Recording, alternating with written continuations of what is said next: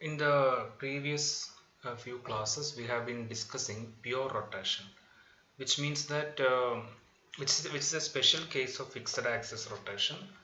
That is the direction. Fixed axis rotation means we know the direction of rotation is fixed, and we have taken this as z direction. And in pure rotation, the axis itself is stationary. Okay, so it's like a stationary fixed axis rotation. Okay, um, the just like a rotation of a door on its hinges. Okay, the axis of rotation is stationary. That's called pure rotation. Now let us consider the next possibility.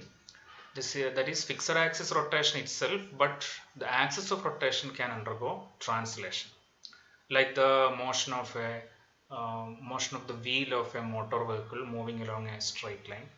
Okay, axis of rotation is fixed, its direction is fixed, but it is undergoing translation.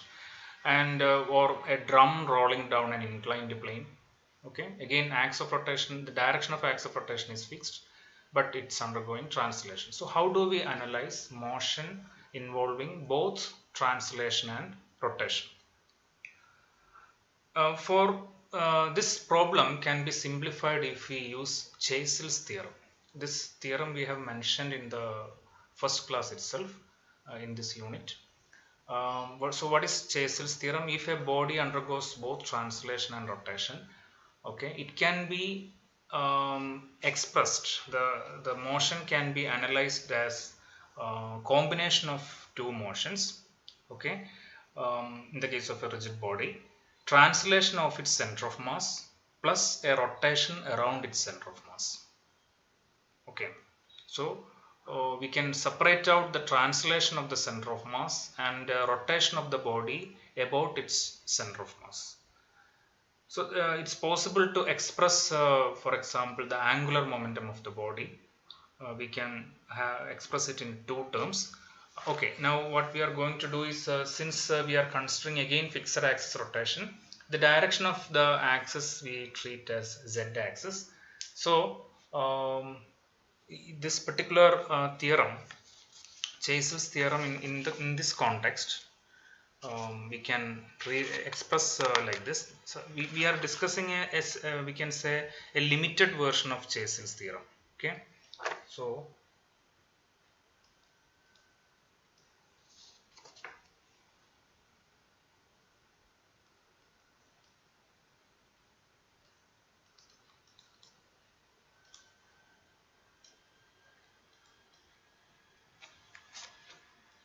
in the case of fixed axis rotation,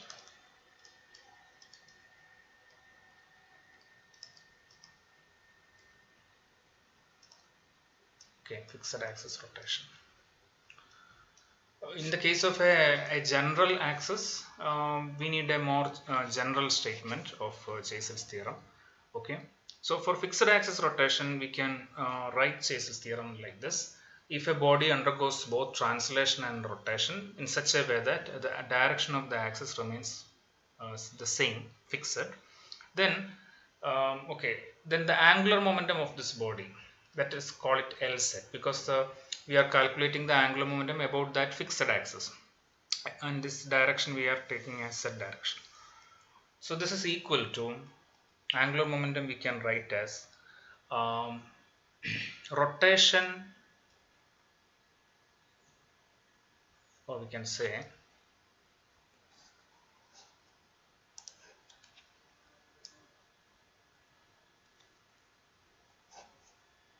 first I will write in words. So this is equal to angular momentum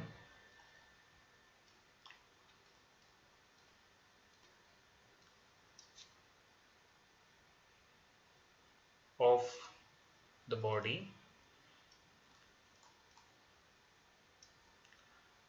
due to rotation around center of mass. Okay, this is one term, plus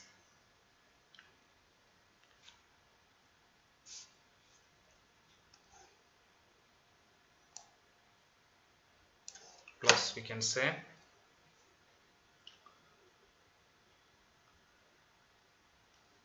angular momentum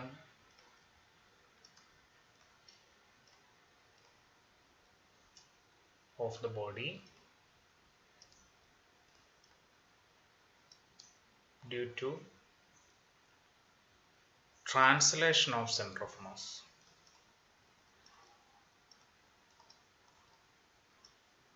Translation of center of mass.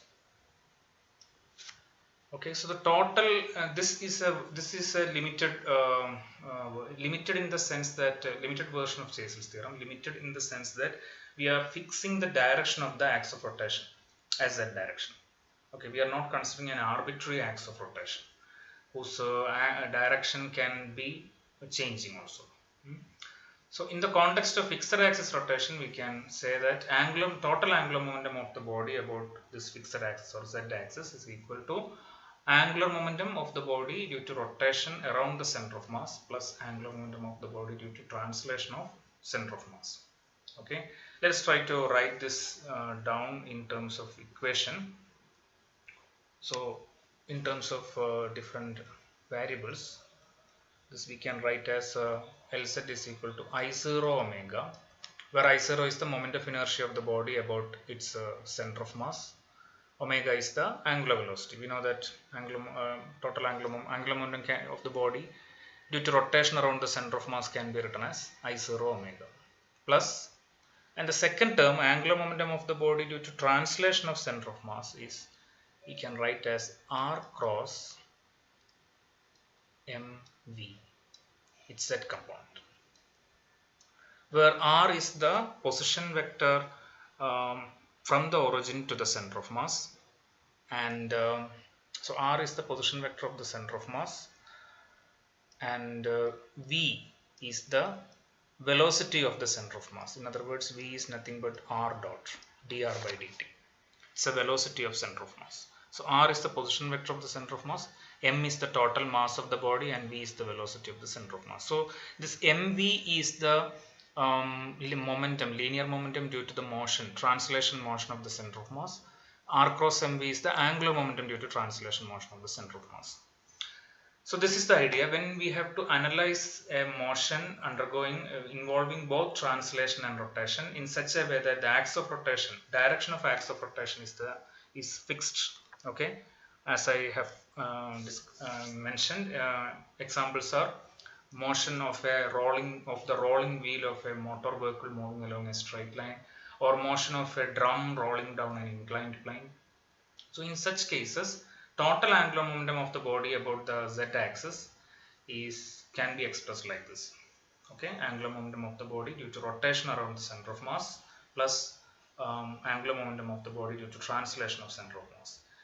And remember, keep in mind that this is Chasel's theorem in the special case of fixed axis rotation.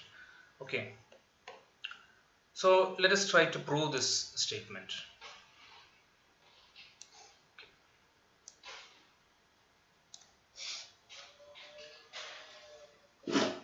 So let us consider a rigid body undergoing both translation and rotation. So we will describe the motion of the body about an inertial coordinate system.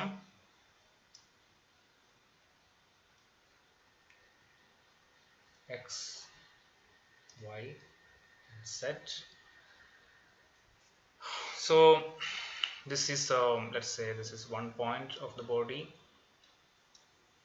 one particle of the body, mass m1. So its position vector about the origin is r1.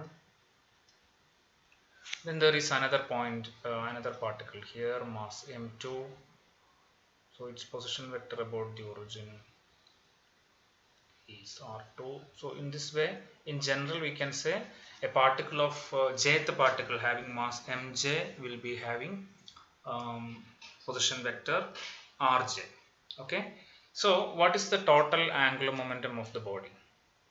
So total angular momentum of the body we can write as sum over angular momentum of each individual particle. Okay, so it's sum over j, summing over all the particles, Rj cross Mj Rj dot.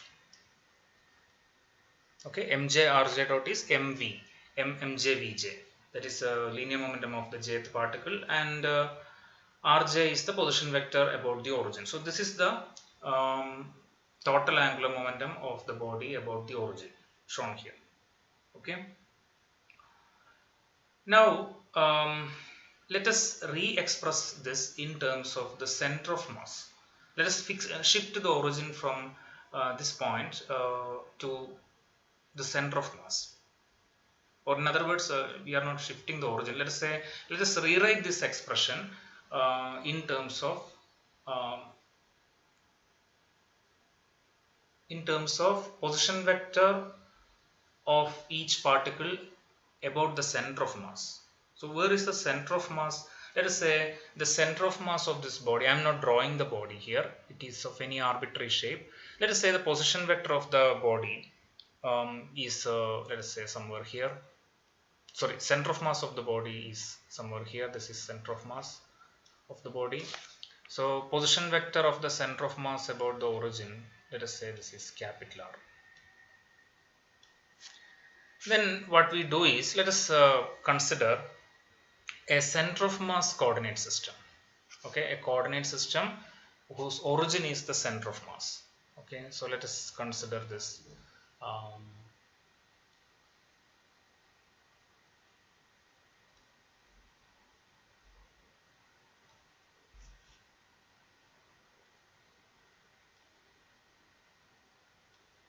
Okay, this is x prime, y prime, z prime. So this primed coordinate system is, we can call it center of mass coordinate system whose origin is the center of mass of the body. And with respect to this coordinate system, the position vector of each particle is, let us say this particle is r1 prime. The particle m2 position vector is r2 prime, and so on. In general, the jth particle will be having a position vector rj prime. Okay. So what is the condition for the center of mass? We know that the position vector of the center of mass can be defined like this: sum over j mj rj divided by total mass. This is the definition of the, let's call this as equation 1 and this as equation 2. So this is the definition of the center of mass of the body. The position vector of the center of mass is defined like this. Okay. Now, so our aim is to rewrite equation 1, the angular momentum of the body about this origin of the inertial coordinate system. So we want to re-express this in terms of position vectors of each particle about the center of mass. So what is the relationship between rj and rj prime? Okay, if you look at the figure, you can see that from here you can see that let us say r plus r1 prime is equal to r1, correct? So vector r1 from this figure, you can see this. Okay, vector r1 is equal to vector r here plus vector r1 prime here. Okay, from the triangular law of addition. Similarly, vector r2, you can say that it's equal to vector r plus r2 prime. Okay, so in general, we can generalize this. We can say that vector rj, position vector of the jth particle about the inertial coordinate system, is equal to r plus rj prime. Call it equation 3. Okay, so let us substitute equation 3 in equation 1. In equation 1, you have rj here. Instead of rj, we can substitute r plus rj prime from equation 3. And there is also rj dot. So what is rj dot? Let us find out that.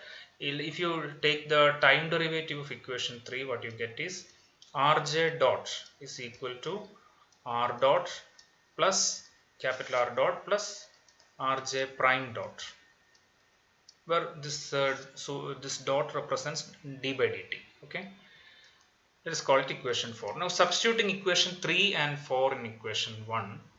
Okay, equation 1 becomes, let us rewrite equation 1 now. So L is equal to summation over j. Instead of there is first term is rj, correct, in equation 1 rj. Instead of rj I am substituting equation 3. So r plus rj prime cross mj rj prime. So instead of small r rj prime, we will again substitute equation 4. So r dot rj prime dot rj dot, right, mj rj dot. See equation 1, here you have mj rj dot. So instead of rj dot I am substituting equation 4. So r dot plus rj prime dot. Okay, this summation over j is applicable for all these terms. Now to expand this cross product, let us expand this cross product. So we have two terms here in this bracket. There is a cross product here, and we have two more terms here if you open the bracket. So we get 4 terms when you do the cross product. Okay, there are 4 cross products here if you expand this. So let us expand summation over j. L is equal to summation over j. So first term will be summation over j r cross mj rj dot, right? So we can write it like this: r cross mj r dot. Okay, plus, so I will write each term as a summation over j. So next is, so in the first term we have take cross product between r and mj rj dot. Now again r cross. Okay, so next term is r cross mj rj dot, rj prime dot, correct? Yes. Then plus, so what is the third term? So we have used the r completely. Take the cross product with r and mj rj dot, and cross product of r with mj rj prime dot. Okay, now let us consider the second one, rj prime. So next is rj prime cross mj r dot, right? So let us rewrite this term like this.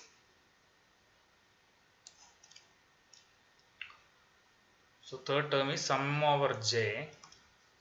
Let us write it like this: mj rj prime cross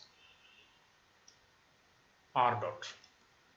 Okay, so mj being a scalar, so this is rj prime cross mj r dot, right? Mj r dot, capital R dot. So this I am rewriting as mj rj prime cross r dot. That's all. Mj I am just taking to the left of rj prime. That's all. There is some reason for that. It's easy for interpretation. That's why. And one more term is remaining: rj prime cross mj rj prime dot. Right? Yes. So the last term is summation over j. So again I am writing it like this: mj rj prime, okay, cross rj dot, rj prime dot. Yes. So there are 4 terms here. Let us call it equation 5. Equation 5. Now among these 4 terms, okay, there are 4 terms. First let us look at this third term here. Now third term, this is the third term, okay. Now the third term contains a term summation over j, and this is summation over j mj rj prime cross r dot, capital R dot. Now capital R dot is independent of the summation. Summation is applicable only for mj rj prime. So let us try to understand what this mj rj prime is. Okay, so in this third term, we have taken this third term. This term summation over j mj rj prime, this is equal to summation over j mj. What is this rj prime? Let us again rewrite this expression in terms of, look at equation 3. Rj prime is equal to rj minus capital R, right? So let us go back to rj and capital R. So this is rj minus capital R. Okay. Now this is equal to summation over j mj rj minus summation over j mj capital R. Again, this is summation over j mj rj, moment of each particle, minus. Now in the second term, summation is applicable only for mj. Now what is, it's independent of capital R is independent of summation. So what is summation over j mj? Total mass of the particle, mr. We get something like this. Now look at the right hand side, summation over j mj rj minus mr. You look at equation 2 now. If you take this m to the left hand side, okay, from equation 2 what you get is, if you just cross multiply, mr is equal to summation over j mj rj. The idea of center of mass is like this. The total moment of all the particles in the system can be expressed as total mass into radius vector, position vector of the center of mass, right? So if mr is equal to mjrj, mjrj minus mr must be 0. So this term is 0. mj summation over j mjrj is 0. If some mjrj prime is 0. Okay. In other words, the moment, if you take center of mass coordinate system, the moment of each mass about the center of mass coordinate system is 0. I think we have used this result in one of the previous classes. Okay, in some derivation we have used this result. You can go back and check that. Okay, so directly you can say that this term is the moment of each particle about the center of mass, about the moment of each particle in the center of mass coordinates, right? Rj prime being the position vector about the center of mass. So that moment must be 0. Here we have shown by the definition of center of mass. Here we have explicitly shown that. So this term is 0. That means the third term is completely 0. Now if mj summation over j mj rj prime is 0, then look at the second term. In the second term, we have again capital R is independent of summation. Summation depends only on mj rj prime. So if summation over j mj rj prime is 0, then if you take a time derivative on both sides of this equation, so we get mj rj prime dot also should be 0. Okay, so that means this term also should be 0. There is a summation over j mj rj prime dot in second term. So since the summation over j mj rj prime is 0, which we have shown here, then its time derivative also should be 0. Summation over j mj rj prime dot should be 0. So second term is also 0. So only the first and last term are remaining here. So we can write equation 5 as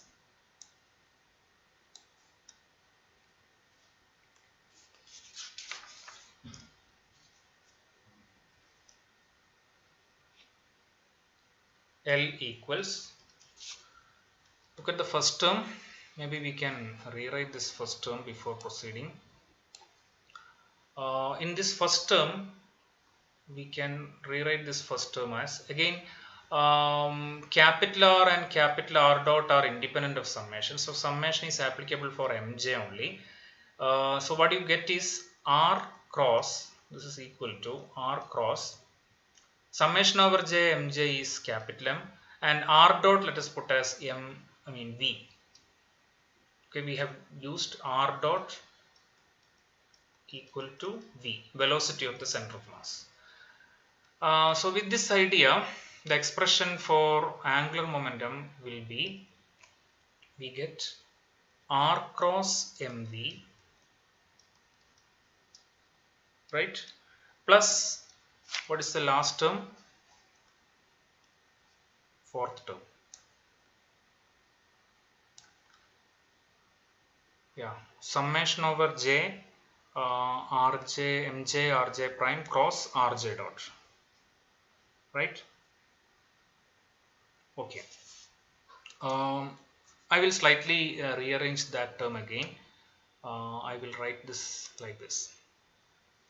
So it is summation over j mj rj prime cross rj. So I will put this mj and combine it with this rj prime dot. Okay, let us see how it changes. So the last term is summation over j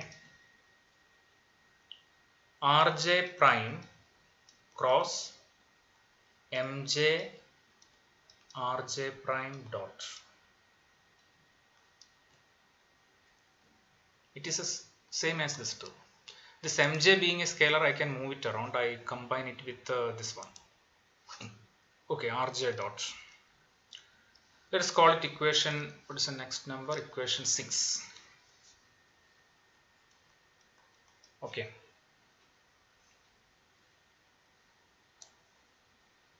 So this is equation 6. Now here, what is this first term? First term simply represents mv. M is total mass, V is the velocity of the center of mass. So mv stands for the translational motion of the center of mass. Now R cross mv is the angular momentum due to translational motion of the center of mass about the origin that we have chosen, origin of the inertial coordinate system that we have chosen. You look at that, R is from our figure, R is the position vector of the center of mass from the origin. Okay, this point we can fix as the origin. We are calculating the angular momentum about this origin. So first term is simply the angular momentum of the center of mass, angular momentum due to translational motion of the center of mass, here for the first term in equation 6. Now what is the second term? Okay, so we can show that this second term is, so what is this mj rj prime dot? It is the velocity of each particle about the center of mass, right? Linear velocity of each particle about the center of mass. So what is rj prime cross linear momentum? Yes, mj rj prime dot is linear momentum, not linear velocity. Linear momentum of each particle about the center of mass. Now what is rj prime cross mj rj prime dot? It is the angular momentum of each particle about the center of mass. Okay, remember that this is a rigid body, so the particle cannot move around. The distance between any two particles is fixed in a rigid body. It's a constant in a rigid body. So the angular momentum of particle about the center of mass means it's an angular momentum of rotation. Okay, it's a rotation of the body, rigid body about the center of mass. So the second term represents angular momentum due to the rotation around about the center of mass. Okay, and the first term is angular momentum due to translation of the center of mass. So let us, in order to understand this idea about the second term more clearly, let us rewrite the second term. So we are fixing the axis of rotation as the z axis. Okay, its direction is fixed, so we can write Lz is equal to R cross mv z component, okay, plus this entire quantity, summation over j rj prime cross mj rj prime dot z component of that. Okay, now here if we take this z component, okay, I will, in order to show this, I will draw a figure. suppose this is like a drum rolling down an inclined plane. So let us say x, y, z. Okay. Now suppose we have a cylindrical body, a drum.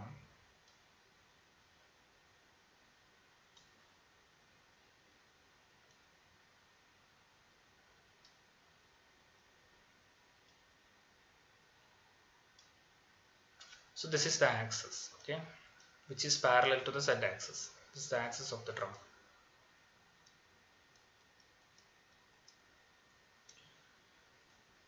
So it is rolling down an inclined planes along the, let us say, like this, along the x-axis. Suppose it is rolling down the x-axis.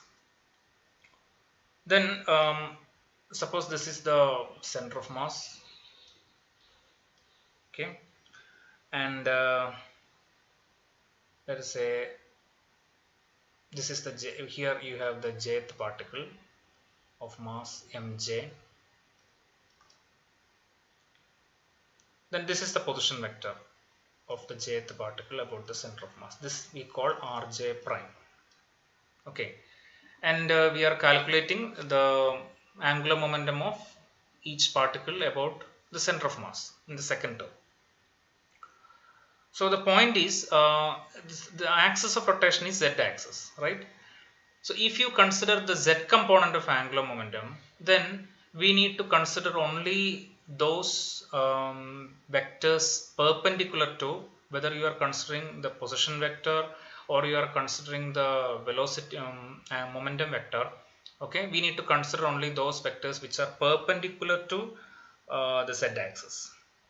For example, we in one of the earlier class, I think second class, if for a body moving in an xy plane, the z component of angular momentum we can write as xpy minus ypx. Okay, this we can get by expanding r cross p. Let us say we discussed a geometrical method as well as an algebraic method for that. In our algebraic method, if you expand this r cross p in using a determinant, then you can show that z component is xpy minus ypx. So you can see that in this expression x and y are components of the position vector rj prime. Okay, if you look at this result along with this particular figure, rj prime is the position vector of the jth particle about the center of mass. But if we consider the z component of angular momentum of the jth particle about the axis of rotation, then this, instead of this taking this rj prime completely, we need to take only the x component and y component of the position vector. Okay, so both x component and y component of the position vector are perpendicular to the axis of rotation, perpendicular to z axis. And also look at the component of linear momentum, y component and x component of linear momentum. Okay, so the point is this term, this second term here, summation over j rj prime cross mj rj prime, if we take the z component of this summation, okay, then instead of taking this position vector rj prime, we can as well take the perpendicular vector about the axis of rotation, this vector. Let's call this vector as rho j prime, following our earlier notation. The perpendicular vector we have always called rho.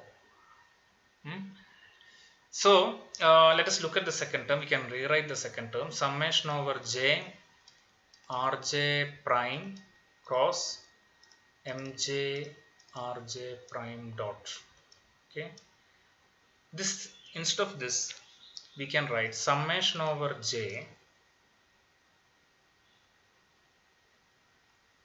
okay, rho j prime cross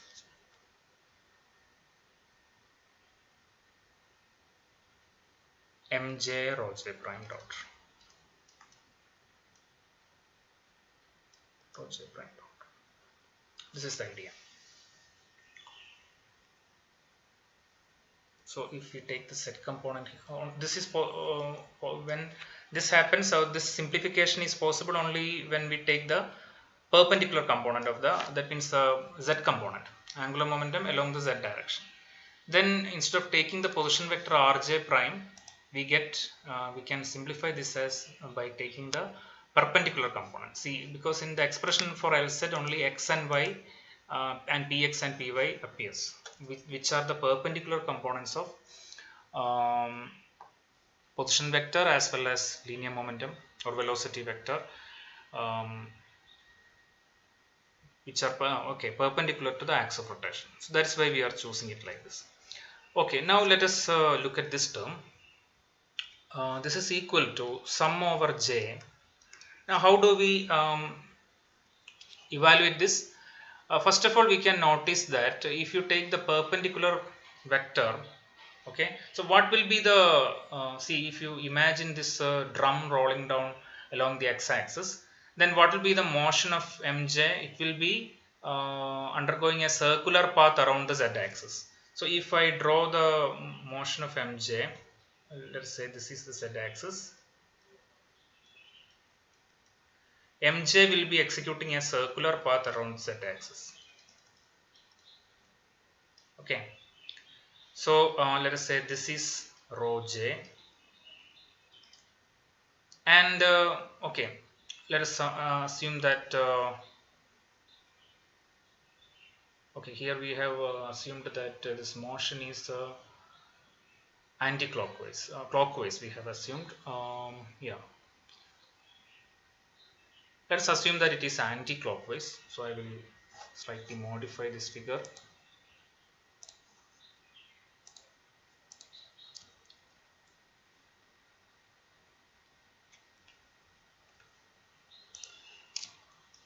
Assume that the cylinder is rolling anti-clockwise, so that we can use right hand rule and the angular momentum vector will be along the plus z direction. So if this jth particle is undergoing circular motion, remember the circle is perpendicular to the z axis, okay, then it will be like this, anti-clockwise rotation. So this direction of linear momentum will be tangential to the circular path. Okay, this is mj rho j prime dot linear momentum. This is rho j prime. Okay, so the point is that this rho j prime vector will be, if you look at this circle, this rho j prime vector will be perpendicular to the tangential. This is along the radius of the circle.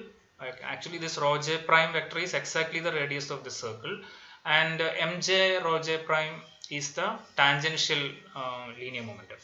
Okay, so they are both perpendicular to each other. Therefore, this cross product, in this cross product, the sine theta term will be 1. Theta will be 90, sine theta term will be 1.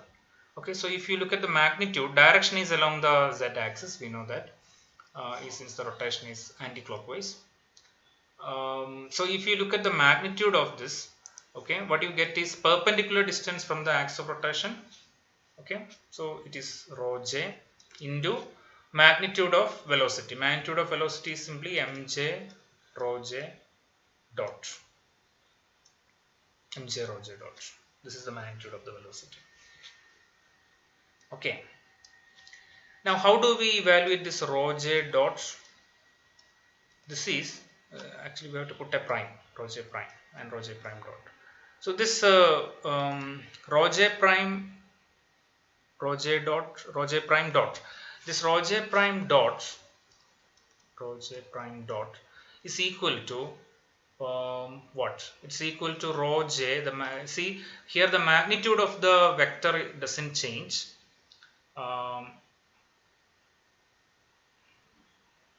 Okay, I have put a dot here. Why this dot is not there?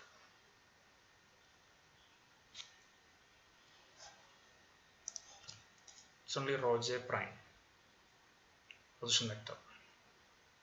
Okay, so this magnitude of this position vector is not changing, only its direction is changing. So whenever a vector is undergoing, that is possible only under rotation. Only when a vector is undergoing rotation, The rate of change of the vector you can write as the magnitude of the vector into d theta by dt, or omega. Okay, in the previous one of the previous classes we have discussed this in detail, so I am not going into that. So if you use this result here, okay, then this rho j dot becomes rho j into omega. Omega is the angular velocity. Omega is the angular velocity of rotation.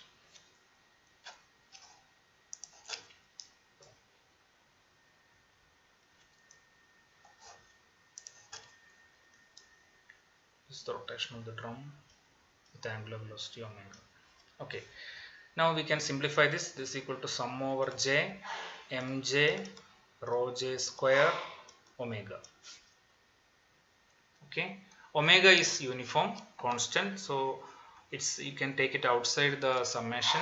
What is the remaining term? Summation over j, I have forgotten prime.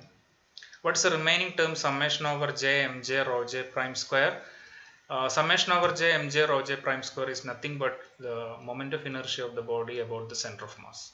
So this term is nothing but I0 omega, this second term in equation 5 or 6, equation 6. Okay, so we have rewritten the second term as I0 omega. Therefore, combining all these results, equation 6 becomes Lz is equal to, I will write the second term first, I0 omega plus r cross mv, z component of r cross mv. So this is our proof. This is the statement of Chasles theorem in the context of fixed axis rotation. Okay, the angular momentum along the fixed axis or z axis is equal to, first term is moment of angular momentum due to rotation of the body about the center of mass, and the second term is angular momentum due to translation of the center of mass. Okay, and in this expression, it's commonly, this first term is called spin angular momentum, or simply spin term, and this term is often called orbital term. For example, in the case of rotation revolution of the earth about around the sun, the total angular momentum of the earth involves two terms. Angular momentum due to rotation of the earth about its own axis, that is the spin term, and angular momentum due to orbital motion of the earth about the sun. Okay, that's called orbital term. So actually the first term is angular momentum due to rotation about its own axis about the center of mass, rotation of the body about the center of mass, and the second term is angular momentum due to translation of this center of mass. And in these two terms, the spin term is independent of the coordinate system. Whatever origin, it's independent of the coordinate system in the sense that it's independent of the origin. Whatever origin that we choose, the spin term will always be there. So it's an intrinsic property of the rigid body of the system. Whereas orbital term, you see that it depends upon this position vector, right? Position vector of the center of mass about the origin.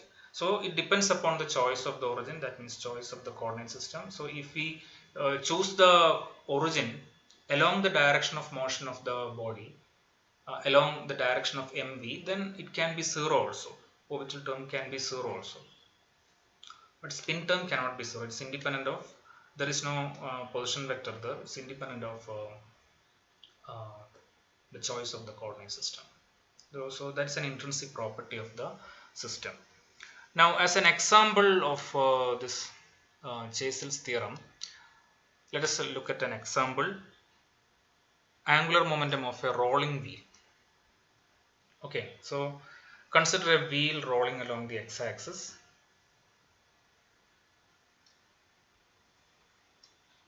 There is a wheel here. This is x-axis, y-axis. So wheel is rolling without slipping along the x-axis. Okay. So this wheel has a radius, let us say b. It is rolling like this with an angular velocity omega, and its linear velocity along this direction is, let us say, capital V.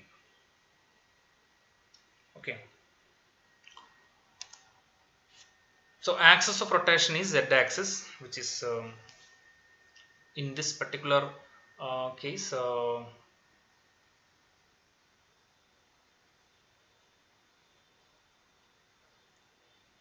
it is angular velocity, angular. So okay, so it is a z-axis, and but the angular momentum along the z-axis is along minus z direction. Okay, because omega is clockwise. Okay, so angular momentum is perpendicular and inward. So we want to calculate, so it's clear that there is both translation and rotation in this case. We want to calculate the total angular momentum of the wheel. So for that we can use this result that we have obtained here. Okay, total angular momentum about the z-axis is the sum of two terms, spin term and orbital term. Okay, so for this we want to calculate the angular momentum about this origin. So for this we need the position vector of the center of mass. This is the center of mass. Center of mass is obviously at the geometrical center of the wheel. We can assume that this wheel is like a uniform disc. Okay, so the position vector of the center of mass at this instant is r. So what is the total angular momentum about the z-axis, right? So that's equal to, according to our expression, it's I0 omega plus r cross mv, z component of r cross mv, right? Okay, now what is I0 omega? What is moment of inertia? What is this term? Angular momentum. So actually, if you use the sign convention, we have to put a minus sign here. So minus I0 omega, because omega is clockwise. Okay, so this direction of angular momentum of due to the rotation of the body about the z-axis should be along the minus z direction. That is why the minus sign. So what is I0? For a uniform disk, angular moment of inertia about a perpendicular axis passing through its center is half m, minus sign is already there, half mr square. Okay, so it is half m. Suppose m is the mass of this wheel, and here r is b, so mb square omega. That's it. Okay, now what about this term, r cross mb? Okay, the direction of r is the direction of this position vector is like this. This is the direction. So r cross mv is the rotation is again in the clockwise sense, so it is also directed along the minus z direction. So this term is again minus. And what about the magnitude? In order to get the magnitude, we are calculating, remember we are calculating the angular momentum about the origin O. So in order to get the magnitude of angular momentum, the idea is the perpendicular distance of the linear momentum, perpendicular distance from the axis of, from the origin to the vector linear momentum. So what is this perpendicular distance? If you look at this figure, this is the perpendicular distance here. This direction, this is the perpendicular distance.